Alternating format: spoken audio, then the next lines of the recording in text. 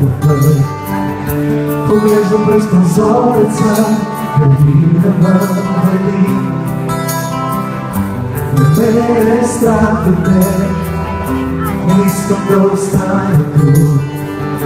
Това, което остава да направя пак, е да бягам за кой път аз. Признавам пред теб, че не мога да бъда сам. Изброени години наред се мога да спрем своя бяг. Защо повярвам на думи, които не вярва и малко дете? Защо избягам, защо повярвам?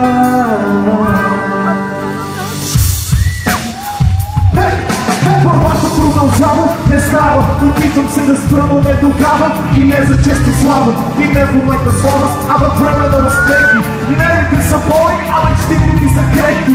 Трябва ли да бягам, за да мога да науча, че е нужно да съм бърз, ако искам да получа? И трябва ли да чакам и първи да достигна, за да научите ми преди самите те?